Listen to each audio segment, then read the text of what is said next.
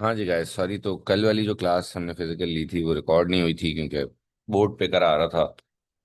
तो जो जो बातें कल समझाई थी मैं कोशिश करके इस वीडियो में आज करा रहा हूँ।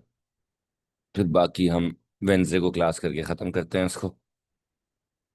अच्छा, IAS 36 हम ऑलरेडी पहले कर चुके हैं, उसको भी मैं रिकैप कल करा दूंगा। बट मैंने एक कराया था IAS 37। अच्छा बेटा, अब ये जो इंटरनेशनल अकाउंटिंग स्टैंडर्ड नंबर 37 है,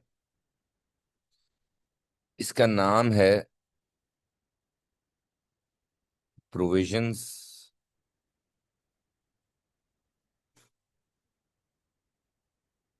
कंटिंजेंट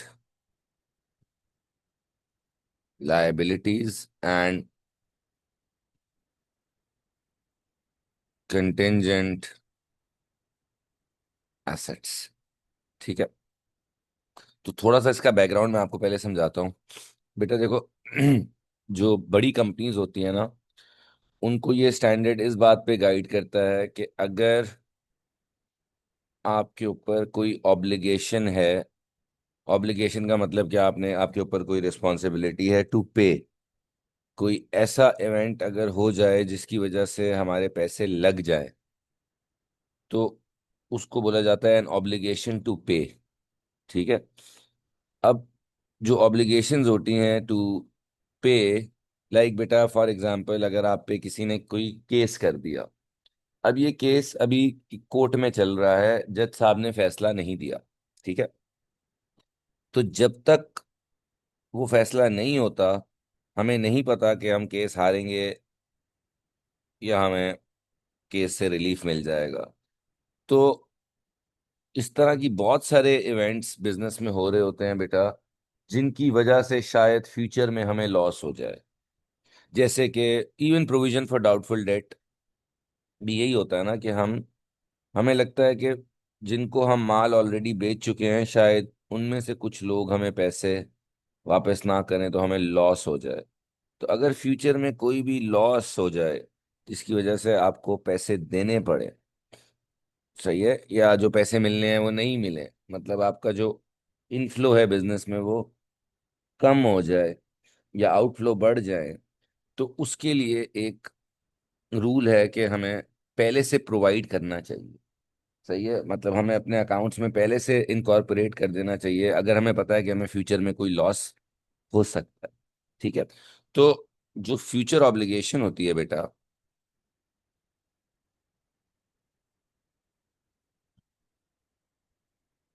उसको अभी से हम रिकॉर्ड करना चाह रहे हैं, even though it's not confirm that we'll have to pay. देखो, एक जो कंफर्म लाइबिलिटी होती है ना, उसका मतलब ये होता है कि हमें पता होता है कि हमें उसके कितने पैसे देने, कब देने।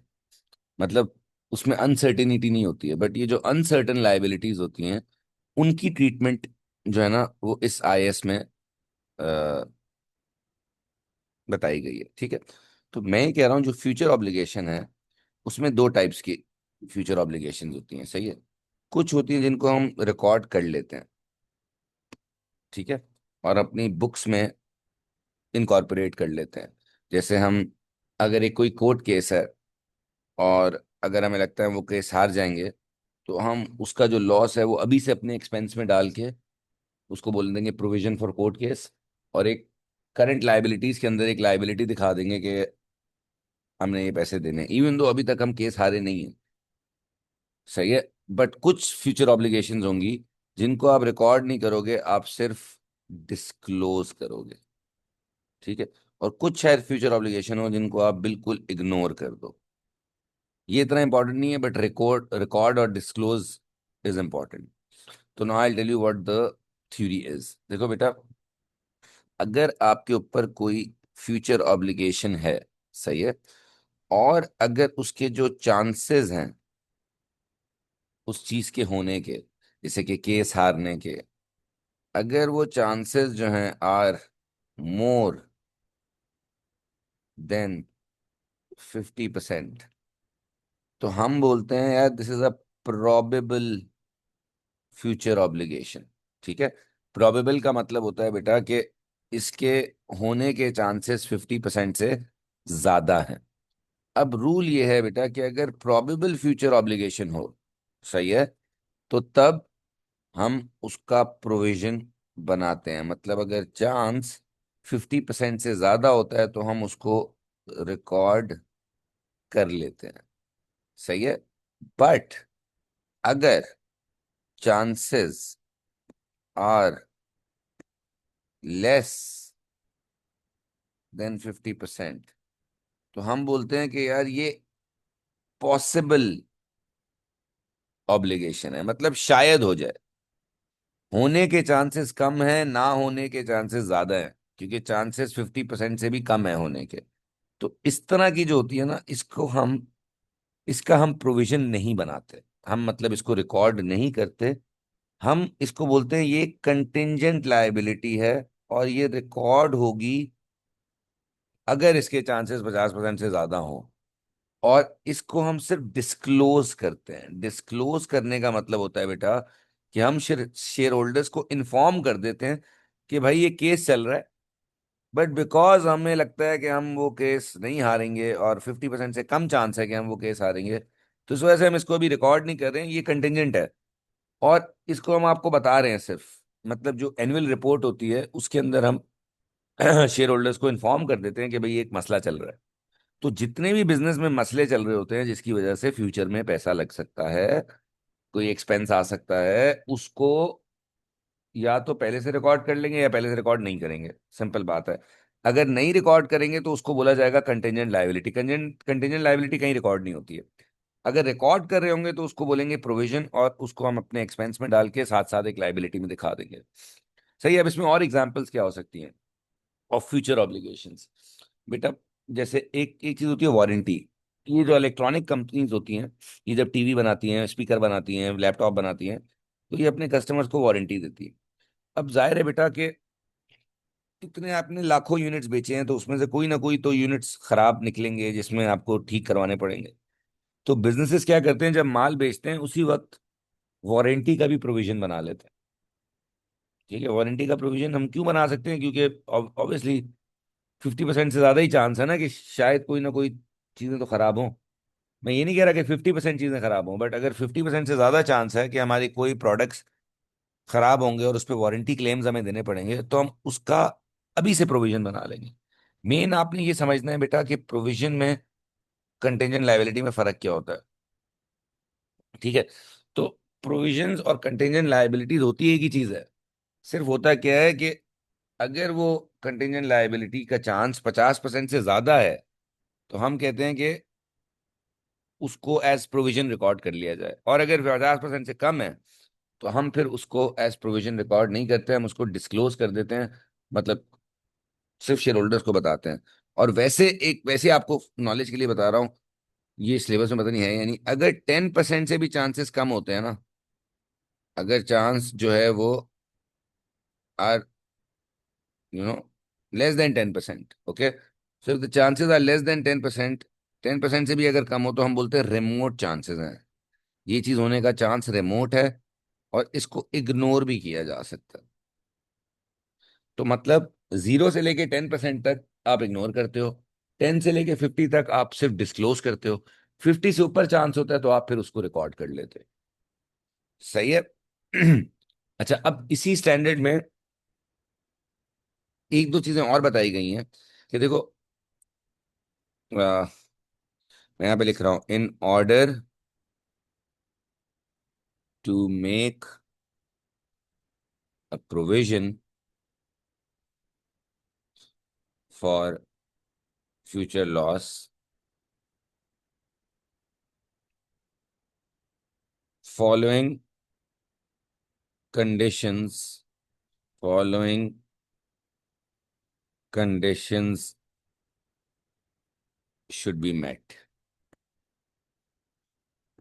अगर आप किसी भी चीज का प्रोविजन बनाना चाह रहे हो, बेटे देखो ये कंडीशन उन्होंने इसलिए लगाई है, वरना तो बिजनेसेस क्या करते हैं, जब मर्जी आए प्रोविजन बना दे और अपने प्रॉफिट को कम करके टैक्स बचा ले, या जब मर्जी आए प्रोविजन ना बनाए और अपना प्रॉफिट बढ़ा लें। तो इस वजह से उन्होंने रूल्स बना लिए कि भाई अगर ये होगा ना, तो तब तो कंपनीज को प्रोविजन बनाना जरूरी है, और अगर इनमें से कोई चीज नहीं मीट हो रही होगी तब आप प्रोविजन ना बनाओ। ठीक है। तो बेसिकली देखो, एक जो सबसे इंपॉर्टेंट कंडीशन है वो तो मैंने आपको अभी समझा दी, chances of loss should B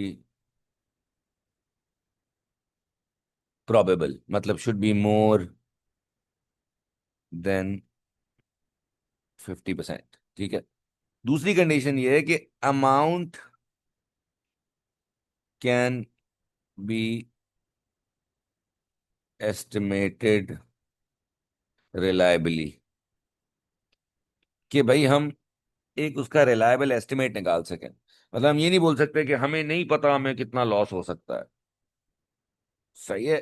तो we have to first measure the loss in order to record the loss. Okay.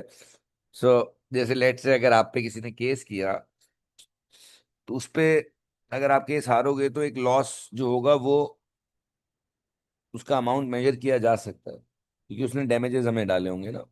जैसे लेट से बेटा आपने किसी कस्टमर या कोई आप कंपनी से कोई, जैसे लेट से शैम्पू बनाने वाली कंपनी है और किसी कस्टमर ने शैम्पू इस्तेमाल किया और उसके बाल जल गए। अब उसने आप पे केस कर दिया, जो भी 1 करोड़ रुपए का। तो दैट मीन्स अगर हम केस हारेंगे, अगर हमारा लॉयर बोलता है भाई 50% से ज्यादा चांस है आपके शैम्पू में मसला था, तो अब आप शायद केस हार जाओ। अमाउंट भी हम एस्टिमेट कर सकते हैं। सही है। तो हम उसका प्रोविजन रिकॉर्ड कर लेंगे। और तीसरी कंडीशन ये होती है बेटा कि it it should result from a past event. मतलब कि बेटा हम ये नहीं बोल सकते हैं कि शायद हम पे कोई फ्यूचर में केस कर दे और हमें उस पे डैमेजेस देने पड़े। बट अगर आप पे ऑलरेडी केस हो चुका है तो दैट मीन्स ये एक पास्ट इवेंट हो गया है जिसकी आप ऑलरेडी एक भड़ मार चुके हो, और अब उसकी वजह से आपको शायद फ्यूचर में एक ऑब्लिगेशन आ जाए। तो जैसे प्रोविजन फॉर डाउटफुल डेट अगर आप देखो, उस पे भी ये तीनों कंडीशंस मीट होती हैं। कैसे? इसीलिए डाउटफुल डेट्स का प्रोविजन बनता है। क्यों? It result from a past event. Yes, I have already made the sales to my trade receivables. हम ये तो नहीं बोलते कि हम अगले साल जो सेल करेंगे उसमें से भी कुछ लोग शायद पैसे ना दें। नो, हम जो ऑलरेडी सेल कर चुके हैं उसमें से जो रिसीवेबल है उस पे बात हो रही होती है। तो it result from a past event. उसका जो अमाउंट है वो भी हम रिलायबली एस्टिमेट कर सकते हैं। हम पिछले साल का डेटा देख के देख सकते हैं भाई, हर साल 5% 6% बैड डेट होता है, तो प्रॉब्ली इस साल भी 6-7% होगा। सही है। और chances of loss happening are more than 50%। Yes, क्योंकि इसका ये मतलब नहीं है कि जब तक आधे लोग बैड डेट ना हो जाए हम उसको रिकॉर्ड नहीं करेंगे। नो, किसी एक बंदे के भी बैड डेट होने के चांसेस अगर हैं, तो that means chances of that loss happening are there, right. Warranty में भी ये लगता है। क्यों? क्योंकि अगर आपको लगता है भाई आपके कुछ ना कुछ गुड्स तो खराब होते हैं, तो that means there is a chance that loss होगा। उसका भी अमाउंट आप एस्टिमेट कर सकते हो। और it result from a past event, you already made the sale. एक और एग्जाम्पल होती है रिडंडेंसी। अगर आप लोगों को पता हो, देखो अ, कुछ बिजनेसेस जब अपने टॉप लेवल मैनेजर्स वगैरह हायर करते हैं, तो उनको पैकेज में लिखा हुआ होता है कि भाई अगर हम आपको इस टाइम से पहले फायर करेंगे तो हम आपको पैसे देंगे। अब अगर लेट से आपकी एक कंपनी और आपने सोच लिया है कि आप अपनी मैनेजमेंट को या अपने किसी सीईओ को फायर करोगे, ठीक है, एंड इट्स प्रोबेबल दैट आप करोगे, मतलब 50% से ज्यादा चांस है कि आप उसको फायर करोगे, तो उसके कॉन्ट्रैक्ट में जो भी कुछ लिखा होगा आप उसका अमाउंट एस्टिमेट कर लोगे। और it result from a past event, yes, because आप ऑलरेडी उसको हायर कर चुके हो, right. So now, if you want to make a provision for redundancy, you can. But अगर यही बात है कि 50% से कम चांस है कि आपने फायर करना है, तो फिर you can not make a provision. Basically ये तीनों कंडीशंस मीट होंगी तो तब हम प्रोविजन बना देंगे। और अगर इन तीनों में से कोई भी एक कंडीशन मीट नहीं होगी, वैसे बेटा एग्जामिनर टेस्ट पहली वाली कंडीशन ही करता है, ये तो मैं आपको थ्योरी के लिए बता रहा हूँ। वो आपको हमेशा क्वेश्चन एग्जाम में बताएगा कि भाई एक कोई मसला चल रहा है और उस मसले की वजह से हमें लॉस हो सकता है। इस मसले के होने के चांसेस या तो वो 50% से ज्यादा बताएगा या कम बताएगा। कम बताएगा तो आप उस पूरी एंट्री को इग्नोर करना और बोलना यार this entry will only B disclosed, it will not be recorded in the accounts. अगर चांस 50% से ज्यादा हो तो आप फिर उसको रिकॉर्ड कर लेना। रिकॉर्ड कैसे करते हैं? हम हमेशा, क्योंकि एक एक्सपेंस की बात हो रही होती है एग्जाम में, तो हम एक एक्सपेंस रिकॉर्ड कर देते हैं उसी नाम से। जैसे अगर वो बोले कोर्ट केस तो प्रोविजन फॉर कोर्ट केस, अगर वो बोले रिडंडेंसी तो प्रोविजन फॉर रिडंडेंसी, अगर बोले वारंटी तो प्रोविजन फॉर वारंटी, तो उस नाम से एक एक्सपेंस रिकॉर्ड हो जाएगा। और फिर एसओएफपी के अंदर करंट लाइबिलिटीज में आप एक रिकॉर्ड कर दोगे प्रोविजन उसी अमाउंट का। जैसे अगर लेट से हमारे पे केस हुआ हुआ है $10,000 का, और हमारे लॉयर ने बोला कि आप केस हार जाओगे, बहुत चांस है कि आप केस हार जाओ, तो हम अभी से उस $10,000 को एक्सपेंसेस में डाल के और उसी $10,000 को लाइबिलिटी में भी दिखा देंगे, तभी बैलेंस होगा। तो हमारे प्रॉफिट्स भी कम हो जाएंगे और हमारे जो इक्विटी नेट एसेट्स हैं वो भी कम हो जाएंगे। तो main purpose of this standard is ताकि शेयर होल्डर्स को अपडेटेड इंफॉर्मेशन मिले, और अगर कंपनी को वाकई कोई लॉस वॉस होने वाला है तो वो अभी से रिकॉर्ड हो जाए। और ये इसलिए भी स्टैंडर्ड बनाया हुआ है ताकि कंपनीज ये ना करें कि लॉस होने का चांस है नहीं लेकिन फिर भी रिकॉर्ड करें just to show lower profit. तो दोनों चीजों को ये प्रोटेक्ट करता है ताकि कंपनीज ना ज्यादा प्रॉफिट दिखा सके ना कम प्रॉफिट दिखा सके, और ज्यादा शेयर होल्डर्स को पागल ना बना सके। ठीक है, तो this is what this section of the standard is, provisions and contingent liability. तो अगर वो बोले कि डिफाइन प्रोविजन, तो आप बोलोगे provision is a future obligation which we might have to pay, and it is a probable future obligation which automatically means कि 50% से ज्यादा चांस है। अगर वो बोले what is a contingent liability, तो आप बोले it's a possible future obligation, जिसमें ऑब्वियसली चांसेस 50% से कम होते हैं। तो कंटिंजेंट लायबिलिटीज को हम रिकॉर्ड नहीं करते, हम सिर्फ डिस्क्लोज करते हैं। डिस्क्लोज कैसे करते हैं वो आपको नहीं जानने की जरूरत, क्योंकि आपने डिस्क्लोज नहीं करना होगा। डिस्क्लोजर का मतलब होता है भाई, जब शेयर होल्डर्स को अकाउंट्स दिए जाते हैं ना, इनकम स्टेटमेंट, एसओएफपी, कैश फ्लो, तो उसके साथ साथ उसको एक्सप्लेनेशंस भी दी जाती है।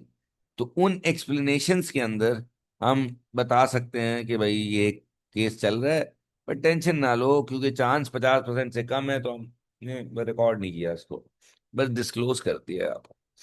और अगर 10% से भी कम हो चांस, तो आप चाहो तो डिस्क्लोज भी ना करो। ठीक है। अच्छा, now what is contingent asset? Now contingent asset is opposite of contingent liabilities and provision. This is an this is not an obligation. This is like a chance to receive money in the future. कि हो सकता है आपको future में शायद कोई gain हो जाए। इस तरह ये दोनों तो फ्यूचर के लॉसेस को कवर कर रहे हैं ना, बट ऐसा भी तो हो सकता है हमें फ्यूचर पे कोई गेन हो जाए। जैसे लेट से हम किसी पे केस किया हो, हमने हमने अपने किसी सप्लायर पे या किसी पे केस किया हो, तो उसमें क्या होगा, अगर हम केस जीतेंगे तो हमें पैसे मिलेंगे।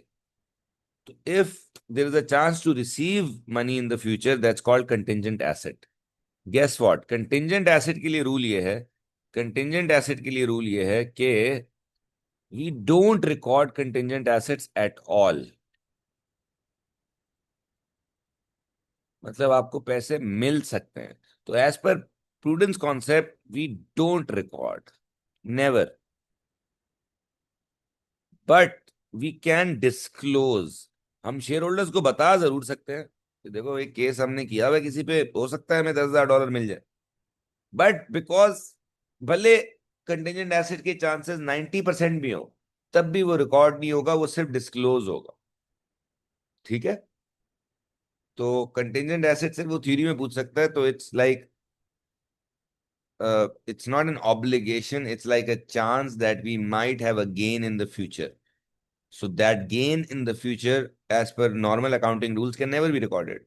Because हम प्रूडेंस में यही बात कर रहे होते हैं कि लॉस को रिकॉर्ड करने, गेन को नहीं करना।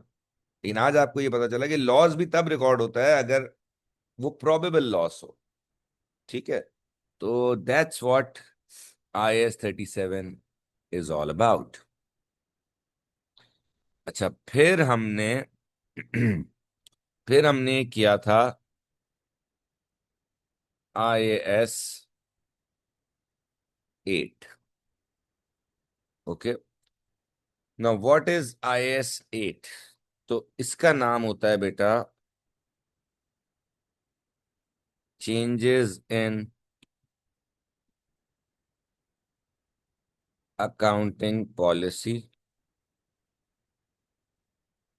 Estimates and errors. तो ये जो स्टैंडर्ड है, ये डील करता है कि कंपनी को अगर एरर्स उनकी बुक्स में हो तो तब क्या करना होता है, अगर कंपनी अपने पॉलिसी को चेंज करती है तो तब क्या होता है, और एस्टिमेट्स को चेंज करती है तो क्या होता है। तो पहले तो आपको ये समझना पड़ेगा कि what is accounting policy, what is estimate and what is error. Error तो आपको पता है क्योंकि आप लोग भी इतने करते हो। तो एरर्स का तो मतलब है हमने accounting mistakes, misrepresentations, overstate, understate, ये चीजें करती। ठीक है। What is accounting policy and what is accounting estimate, because this standard is more about changing the policy and changing the estimate.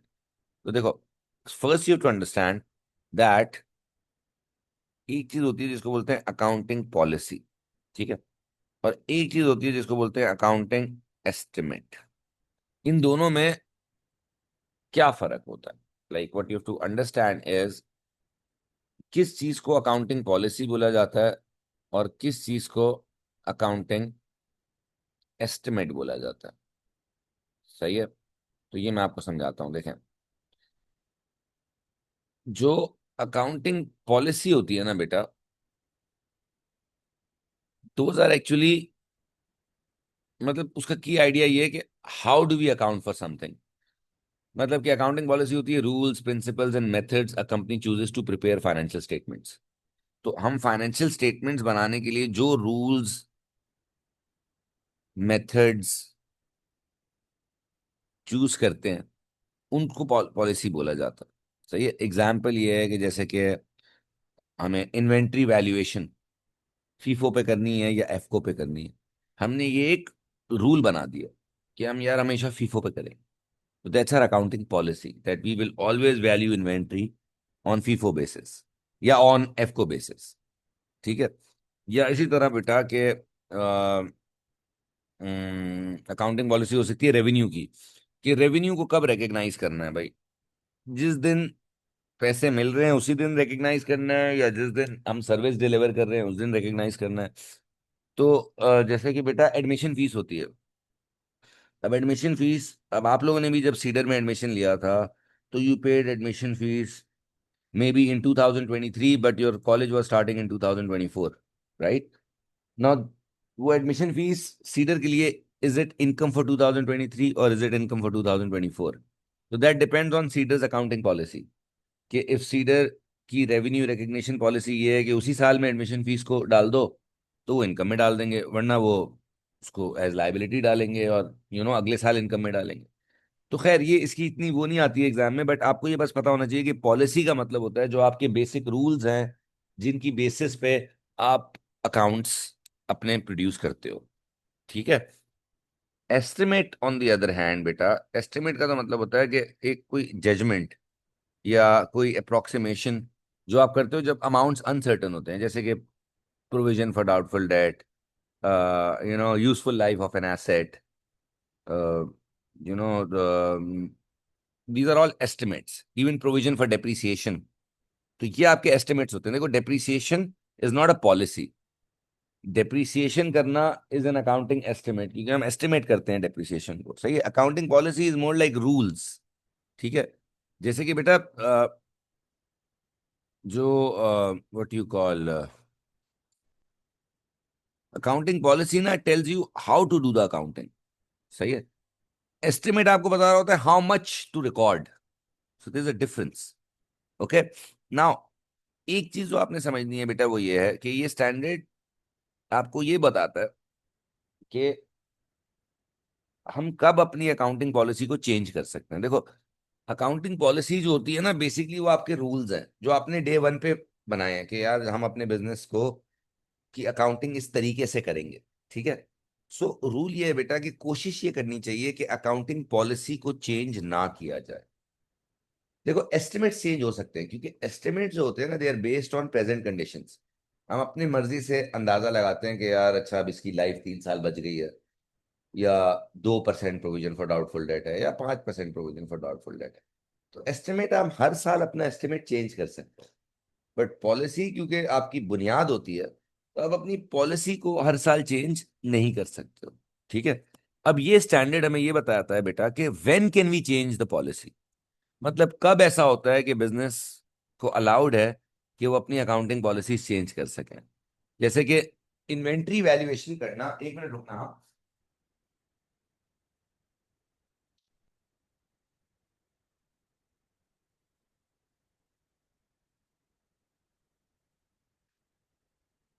हाँ, मैं कह रहा हूं कि इन्वेंट्री वैल्यूएशन किस मेथड पे करनी है, that's an accounting policy.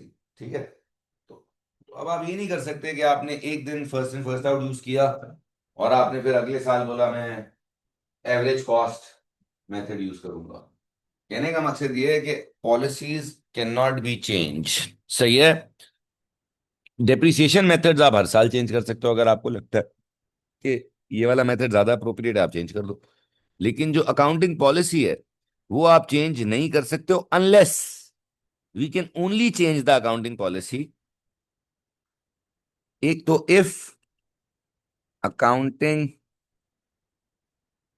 Standard asks us to, मतलब कि कभी कभी ऐसा होता है कि दुनिया में रूल्स ही चेंज हो जाते हैं और अकाउंटिंग स्टैंडर्ड एक आ जाता है जिसकी वजह से आपको आपकी पॉलिसी चेंज करनी पड़ जाती है। जैसे कि बेटा पुराने जमाने में फीफो भी यूज होता था, लीफो भी यूज होता था और एफको भी यूज होता था। अब अगर एक बिजनेस की पॉलिसी थी कि वो लीफो यूज करे, तो अब वो लीफो यूज कर ही नहीं सकता क्योंकि लीफो ही बैन हो गया है। तो now they have to change their accounting policy and they have to change from LIFO to either एफको और FIFO. So accounting policy we can only change, कब हम चेंज कर सकते हैं, या तो अकाउंटिंग स्टैंडर्ड हमें बोले कि आप अपनी पॉलिसी चेंज करो, या वो पॉलिसी चेंज करने की वजह से it makes are accounts better, मतलब हमारे जो अकाउंट्स हैं वो उसकी वजह से और ज्यादा रिलायबल एंड रेलेवेंट हो जाएं।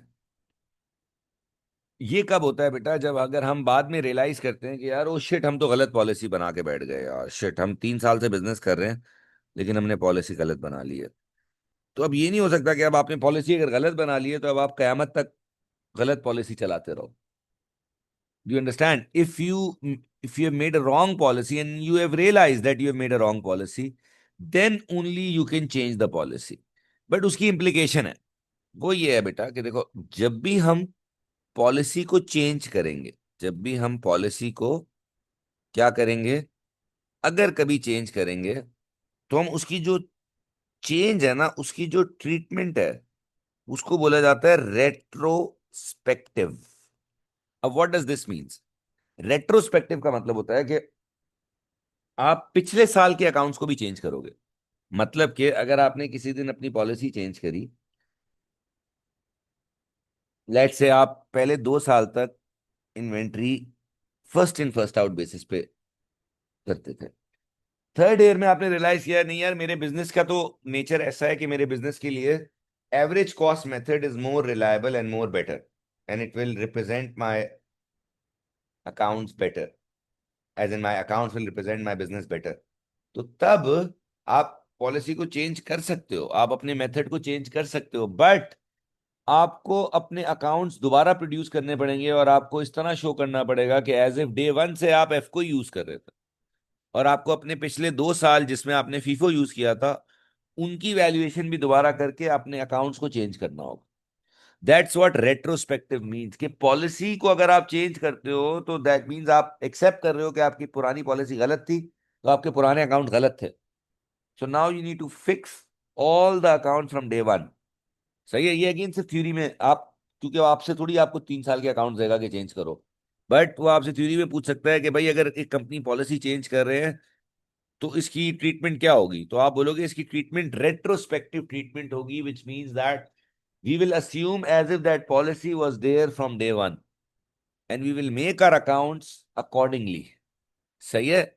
बट अगर एस्टिमेट को चेंज करना होता है, किसको, अगर एस्टिमेट को चेंज करना है तो उसकी ट्रीटमेंट जो होती है वो प्रोस्पेक्टिव होती है।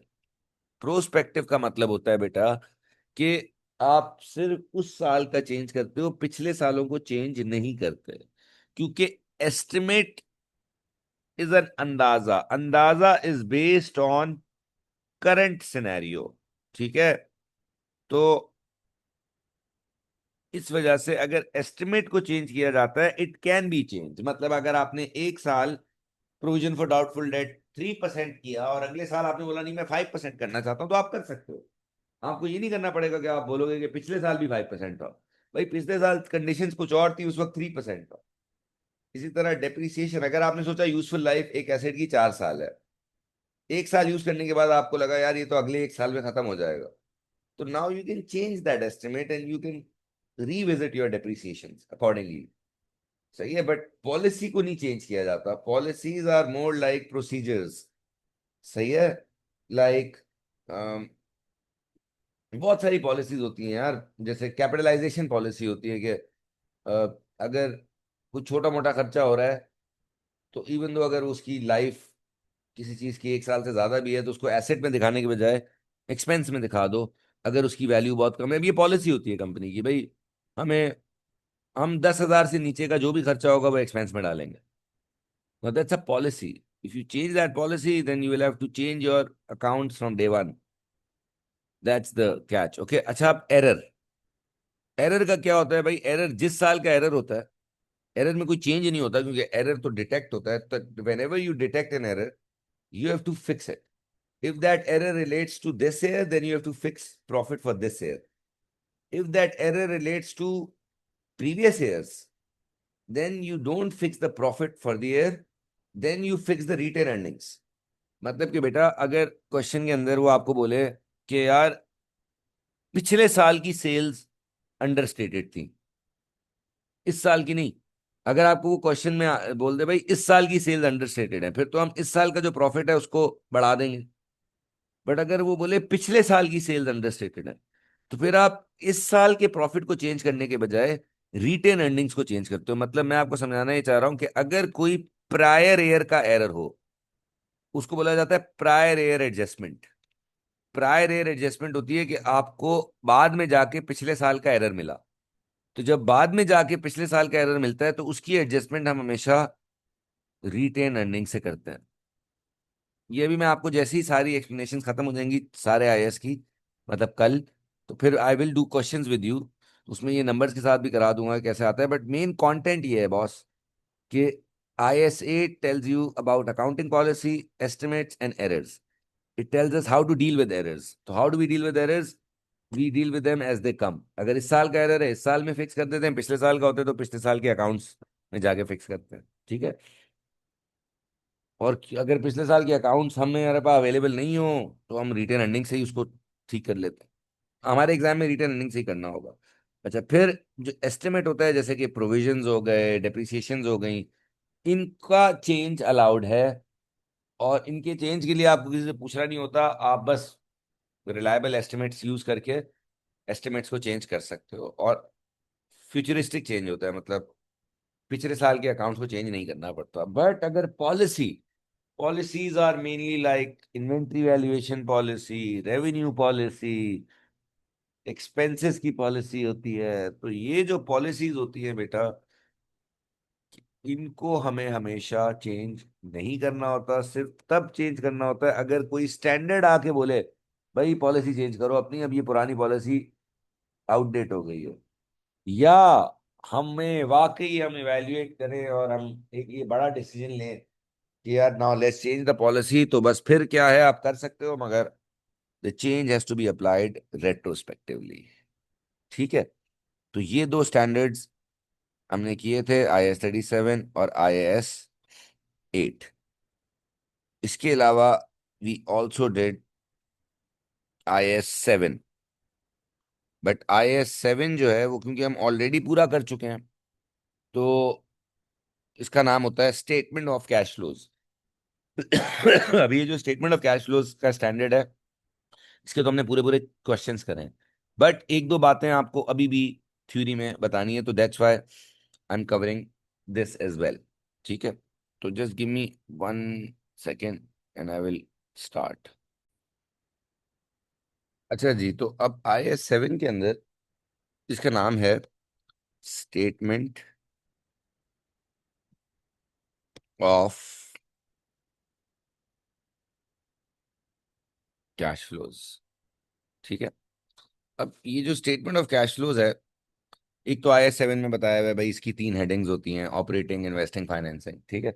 और इसका एक पूरा फॉर्मेट बताया हुआ है। तो हर कंपनी को अपनी स्टेटमेंट ऑफ कैश फ्लो उसी तरीके से बनानी है, पहले ऑपरेटिंग, फिर फाइनेंसिंग, इन्वेस्टिंग, फिर फाइनेंसिंग। ठीक है। अच्छा, इस स्टैंडर्ड में उन्होंने एक टर्म होती है कैश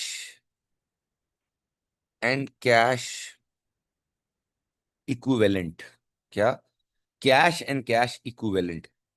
तो इन्होंने स्टैंडर्ड में ये बताया बॉस कि इस इसके अंदर हम क्या क्या इंक्लूड करते हैं।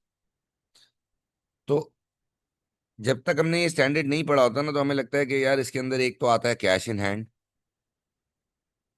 जो तो जाहिर सी बात है कैश है, और जो हमारे बैंक में कैश पड़ा हुआ है उसको भी हम कैश एंड कैश इक्विवेलेंट में ही गिनते हैं, राइट?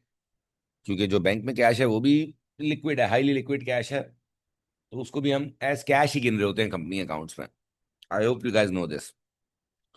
लेकिन एक तीसरी चीज को भी हमें कैश में गिनना होता है। वो क्या होती है? अब देखो बेटा, कंपनीज के ना बहुत सारे फिक्स डिपॉजिट अकाउंट्स भी होते हैं। अब फिक्स डिपॉजिट अकाउंट जो होता है ना, वो ऐसा होता है कि आपको ना बैंक को बताना होता है कि आप अपने पैसे कितने टाइम के लिए उनके पास डिपॉजिट करा रहे हो। जो सेविंग अकाउंट और करंट अकाउंट होता है ना, जो नॉर्मल बैंक अकाउंट होता है, उसमें कोई ऐसा नहीं होता, आप जब चाहो जाके पैसे निकाल सकते हो। लेकिन जो डिपॉजिट अकाउंट्स होते हैं ना, उनमें टेन्योर होता है, टर्म डिपॉजिट्स में। मतलब 2 month deposit, 1 month deposit, 3 month deposit, 6 month deposit. तो इनका मतलब होता है, अगर आपने 6 मंथ डिपॉजिट में पैसे डाले हुए हैं, तो उसका मतलब होता है कि आप बैंक को आपको 6 महीने का पहले 6 महीने तक वो पैसे आपके बैंक अकाउंट में रहेंगे, और फिर आप उनको निकाल सकते हो। You don't have access to them in the you know मतलब बिल्कुल अगले दिन आपके पास उसका एक्सेस नहीं है, क्योंकि आपने वो पैसे फिक्स कराए हैं। अब रूल ये है बेटा कि अगर आपका कोई फिक्स डिपॉजिट है, वो भी कैश एंड कैश इक्विवेलेंट में काउंट होगा, as long as it can be release within 3 months. अगर 3 महीने के अंदर अंदर आप अपने फिक्स डिपॉजिट से पैसे निकाल सकते हो, तो कंपनी अकाउंट्स में बोला जाता है कि वो भी कैश है। इवन तो वो कैश नहीं है, मतलब आपको 3 महीने तो चाहिए वो पैसे रिलीज करने के लिए, बट 3 महीने का time is equal to cash in companies, क्योंकि बेटा कंपनीज क्वार्टरली चलती हैं। तो अगर आपके पास कोई डिपॉजिट है जो आप विद इन 3 मंथ्स विड्रॉ कर सकते हो, तो वो आपके कैश जैसा ही है, वो हाईली लिक्विड है, उसको अदर अलग से दिखाने की जरूरत नहीं है, उसको भी कैश के अंदर ही दिखा दो। बट अगर कोई फिक्स डिपॉजिट है 4 महीने वाला, तो वो कैश में नहीं जाएगा, वो अलग से जाएगा करंट एसेट में एज फिक्स डिपॉजिट। ठीक है।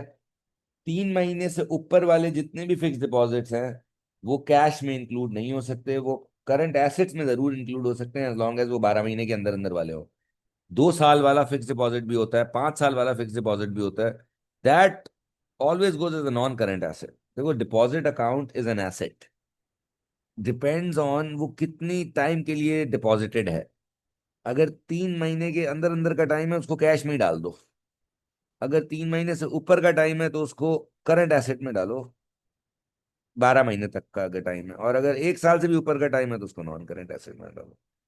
तो ये स्टैंडर्ड में उन्होंने ये बस ये आइडेंटिफाई कर दिया है कि 3 महीने के अंदर अंदर जो भी आपके टर्म डिपॉजिट्स हैं, अगर वो मिच्योर हो जाते हैं, मतलब अगर आप उनको रिलीज कर सकते हो, तो उनको भी अपने कैश में ही डालो। इसके अलावा और IS 7 में उन्होंने और कुछ नहीं बताया हुआ, बस वही बताया हुआ ऑपरेटिंग एक्टिविटीज क्या होती हैं, इन्वेस्टिंग क्या होती है, फाइनेंसिंग क्या होती है। तो वो तो हमें पता है। ठीक है ना बॉस? तो एक ये स्टैंडर्ड हमने किया था, फिर एक चौथा स्टैंडर्ड हमने और किया था, जो था इंटरनेशनल अकाउंटिंग स्टैंडर्ड नंबर 2। तो दिस इज ऑन इन्वेंट्री। अब ये इन्वेंट्री पे बेस्ड है standard. This tells you all about inventory. तो एक तो ये बताता है कि भाई इन्वेंट्री सिर्फ फिनिश गुड की नहीं होती है, आपकी इन्वेंट्री रॉ मटेरियल की भी होती है, वर्क इन प्रोग्रेस की भी होती है, और फिनिश गुड्स की भी होती है। तो तीन किस्म की इन्वेंट्रीज होती हैं। ठीक है। तीनों इन्वेंट्रीज पे यही रूल है कि you have to value them at lower of cost और net realisable value. What does that mean? कि अगर आपके पास कोई स्टॉक है जिसकी selling price, net realisable value selling price होती है, नेट रियलाइजेबल वैल्यू होती है सेलिंग प्राइस माइनस अगर कोई रिपेयरिंग की कॉस्ट है या कोई सेलिंग कॉस्ट है। तो बेसिकली बेटा, जैसे इफ आपके पास कोई इन्वेंट्री है जिसको आपने खरीदा था लेट से $1000 में, ठीक है, इसकी जो करंट सेलिंग प्राइस है लेट से ये $1100 है, और अगर और कुछ नहीं दिया हुआ तो हम ये बोलेंगे कि that this inventory should be valued at $1000 because the cost is lower than the selling price. ठीक है। बट अगर ये इन्वेंट्री डैमेज है और इसको हमें रिपेयर भी कराना है, और लेट से रिपेयरिंग में इसके $160 लग जाते हैं, ठीक है, तो अब मैं इसको कॉस्ट पे वैल्यू नहीं कर सकता, because now what I do is I first calculate the NRV. तो इसकी जो एनआरवी है वो होगी 1100 माइनस 160, बिकॉज एनआरवी होती है selling price minus repairing cost. तो अगर आप सेलिंग प्राइस में से रिपेयरिंग कॉस्ट को माइनस करते हो तो इसकी एनआरवी आती है 940। मतलब कि अगर हम इसको आज बेचेंगे तो हमारी जेब में $1100 नहीं आएंगे, क्योंकि $160 तो देंगे तो तब जाके ये बिकेगा। तो जो नेट हमारी जेब में आएगा that is actually only $940, right? And right now, if it is valued at $1000, then it is against prudence. I cannot value it at 1000 because ये ऑलरेडी $60 का इस पे मुझे लॉस हो चुका है, क्योंकि एक चीज जो 1000 की खरीदी थी अब मुझे सिर्फ 940 दे सकती है।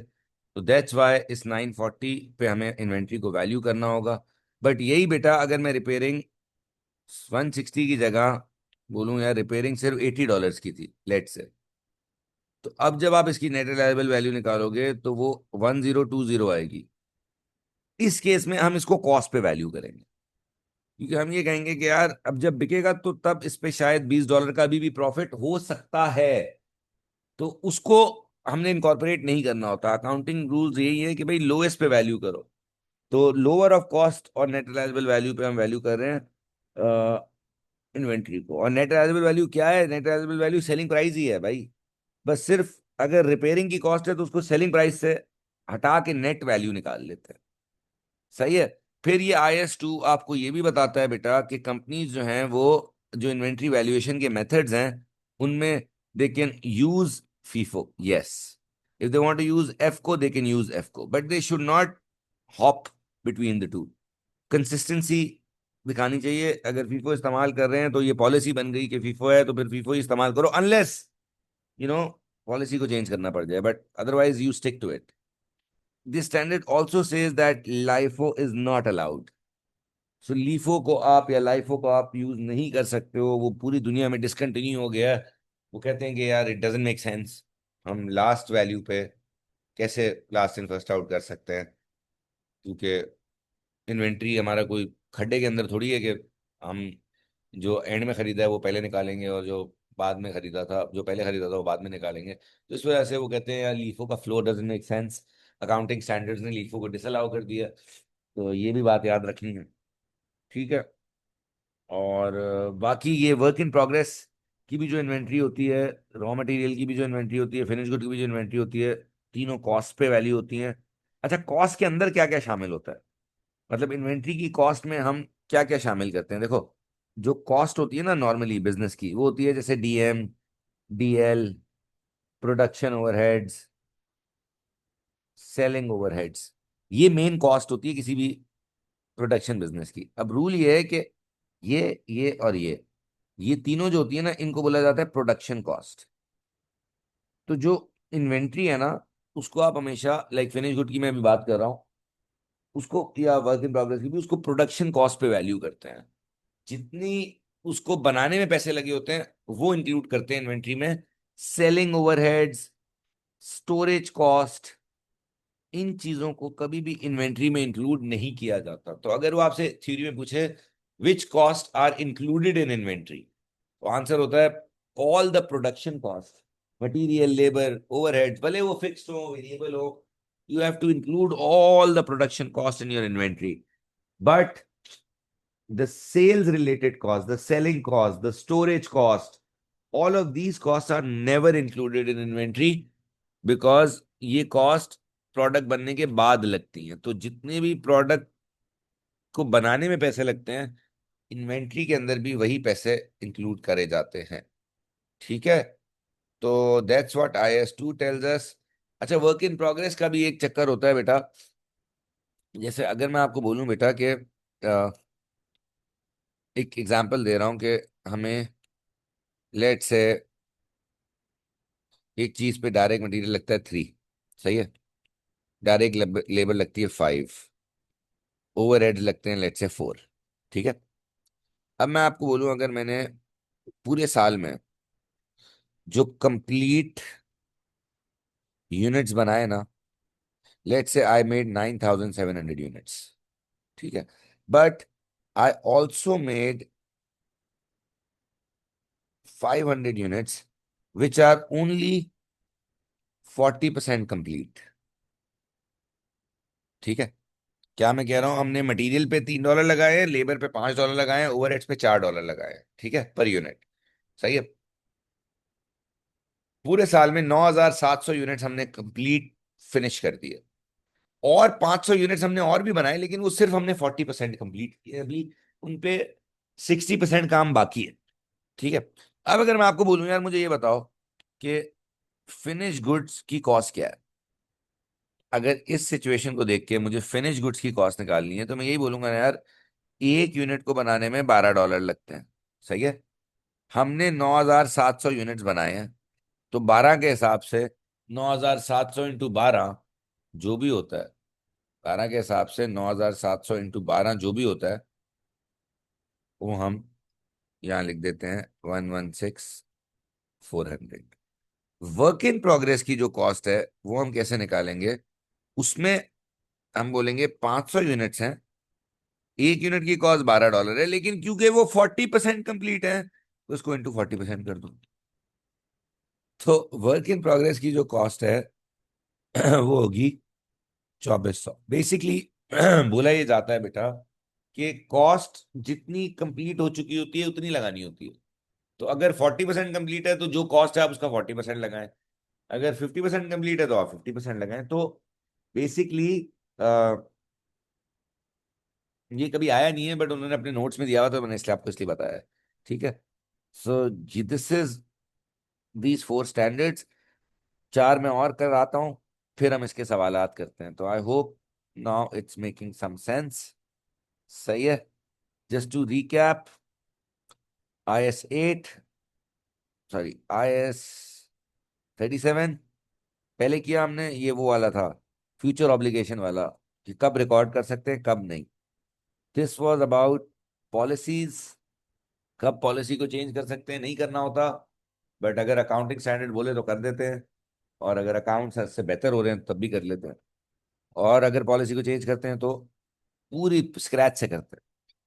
ठीक है, then we just did 7 and we just did 2। Okay, तो I hope this make sense, फिर हम करते हैं और। Okay, bye bye.